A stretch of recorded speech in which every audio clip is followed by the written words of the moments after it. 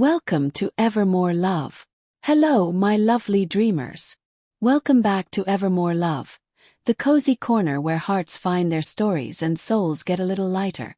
Before we step into today's enchantment, let's chat about our big family goal.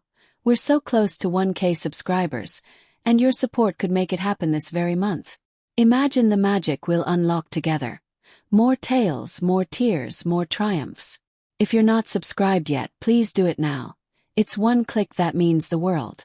And hey, commit to watching this full video. Every second is woven with emotion you deserve to feel. Full hearts, full watch. Let's grow this love together. Alright, lights low, hearts open. Here's your story.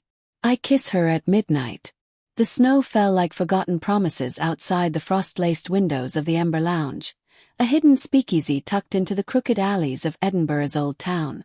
It was December 31st, the air thick with the scent of mulled wine and pine from the towering Christmas tree in the corner, its lights twinkling like stars that had wandered indoors. I, Liam, had come here not to celebrate, but to hide. From the empty apartment that echoed with the ghost of my late wife's laughter, from the pitying glances of friends who'd long stopped inviting me to their New Year's bashes. 2 years since the accident, and time hadn't healed. It had only carved deeper grooves into my soul. At 34, I felt like a man adrift, nursing a whiskey neat at the scarred oak bar, watching couples sway to the jazz band's sultry rendition of Auld Lang Syne. She slipped in like a secret, shaking snowflakes from her woolen coat, her cheeks flushed pink from the cold. Isabella, as she'd later whisper in the dim light, had hair the color of midnight espresso, cascading in loose waves that caught the golden glow of the lanterns. Her eyes, a stormy hazel, scanned the room with a mix of defiance and weariness, landing on the only empty stool beside me. "Is this taken?" she asked, her voice carrying a lilt like the rolling hills of the Scottish countryside, soft but edged with something unbroken. I shook my head, words caught in my throat, and she slid onto the seat, ordering a gin fizz with a nod that said she belonged nowhere and everywhere. We didn't speak at first. The band crooned on, the crowd's murmurs rising like a tide as midnight inched closer. But proximity has a way of unraveling silences. Her fingers, slender and ink-stained, artist's hands I guessed, tapped a rhythm on the bar, syncing unconsciously with mine on my glass. "Rough night for resolutions," I ventured, my voice rougher than intended, like gravel under boots. She turned, those hazel eyes locking onto mine, and for a moment the room blurred. "More like a rough year," she replied, a half-smile tugging at her lips, revealing a dimple that felt like a glimpse of sunlight. "Yours." What spilled out then was more than I'd shared in months. Halting at first, then in a rush. The car crash on a rain-slicked motorway, the way Eleanor's hand had slipped from mine in the hospital, the hollow ache of waking alone. Listened, not with the practiced sympathy I'd grown to dread, but with a quiet intensity, her gaze never wavering. When I trailed off, she leaned in, the faint scent of lavender and snow clinging to her. "I lost my brother last spring," she said softly, her words a bridge across our chasm. "Leukemia." He was 28. My adventure partner, my loudest cheerleader. We had this tradition. Every New Year's we'd climb Arthur's Seat at dawn, screaming our dreams into the wind. Last year he made me promise to keep climbing, even without him. The vulnerability hung between us, fragile as the snowflakes melting on the window panes. But in that shared grief something bloomed, a tentative warmth like embers stirring under ash. The bartender slid our drinks closer, and Isa raised hers. "To climbing anyway," she toasted, clinking her glass to mine. We talked then, the words flowing easier than the gin. She was a painter, her canvases alive with the wild moors of her childhood home in the Highlands, but lately, her brush had faltered, strokes turning to smudges of grey. "It's like the color drained out of everything," she confessed, tracing the rim of her glass. I understood. My days as a history professor blurred into lectures on forgotten kings, while my own story felt eternally paused. As the clock ticked toward 11, the lounge swelled with laughter and clinking glasses, but our corner felt like a world apart. His laugh low and genuine, came when I recounted my disastrous attempt at baking Eleanor's favorite scones last Christmas, flour dusting my kitchen like fresh snow and the result tasting of regret.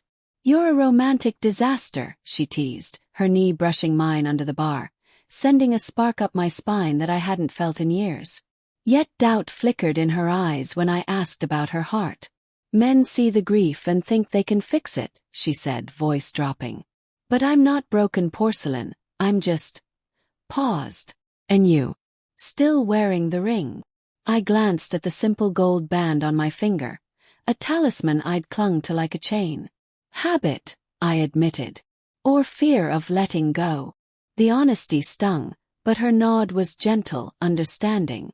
We ordered another round, and she pulled a small sketchbook from her bag, leather-bound, edges frayed from use.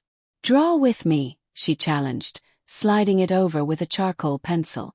Hesitant, I sketched the curve of the bar's lantern, my lines clumsy beside her fluid strokes of the snow-draped cobblestones outside. Her hand covered mine, guiding the pencil, and in that touch, the pause between us shattered. Electricity hummed, not frantic, but deep, a recognition of souls that had wandered long enough. Midnight loomed, the band building to a crescendo, the crowd counting down in a symphony of anticipation. She murmured against my shoulder, unspoken yet warm on my neck. As we stepped onto the tiny dance floor, I pulled back just enough to see her face, illuminated by the tree's lights. "This feels dangerous, vulnerable, alive." "Maybe it is," I whispered. "But I've spent 2 years in the safe shadows. What if this is the climb we both need?" Her eyes searched mine, tears glistening like unshed stars, and in that gaze, I saw her brother's promise reflected back. "Keep climbing." The countdown began, 10-9. The room pulsed with energy, strangers linking arms, but for us time slowed.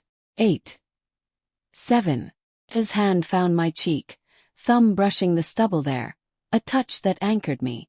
6. 5. My heart thundered not with fear, but with the terror of possibility, the ache of loving again, the risk of another loss. 4. 3. She rose on her toes, our foreheads touching, breaths mingling in the charged air. "Oh, Liam," she breathed, a plea and a prayer. 1. At midnight, as cheers erupted and confetti rained like joyful tears, I kissed her. Not a tentative peck, but a kiss born of starved souls, a slow, searing press of lips that tasted of gin and grief and the sweet tang of hope. Her hands fisted in my shirt, pulling me closer, and the world dissolved. No snow, no crowd, just us unraveling in the firelight. It was tender, then urgent, her lips parting under mine as if she'd been waiting lifetimes. When we broke apart, gasping, her smile was radiant, dimple deep. "Happy New Year," she whispered, and in her voice, I heard colors returning, vibrant, unyielding. We didn't rush into forever that night. Instead, we wandered the snow-silent streets, arms linked, sharing stories under street lamps that haloed us in gold. She sketched me against the castle's silhouette, and I confessed dreams of traveling the Silk Road, tracing histories she'd paint alive. Challenges lingered, grief's shadow, the slow dance of trust, but in her hand in mine I felt the pause end. We climbed Arthur's Seat at dawn as she promised her brother, screaming resolutions into the wind, to paint boldly, to love fiercely, to live without the weight of what was lost. That kiss at midnight wasn't the end. It was the spark. Months later, her studio walls bloomed with our adventures, canvases of Moroccan markets, Scottish lochs under auroras. My ring became a memory in a velvet box, replaced by a simple silver chain she fastened around my neck. Love, we learned, isn't a cure for sorrow. It's the courage to carry it lighter together. And every New Year's Eve, in whatever corner of the world we find ourselves, we count down not to the clock, but to that moment. Lips meeting, hearts igniting, proving that even in the deepest midnight, dawn kisses back. Phew, what a journey, right? If I Kiss Her at Midnight stirred your soul, made your heart flutter, or reminded you that love waits for the brave, then join our Evermore Love family. Subscribe now for more stories that wrap you in warmth and wonder. Like, comment your own midnight magic below, and share this with a friend who needs a spark. Until our next tale, hold someone close tonight.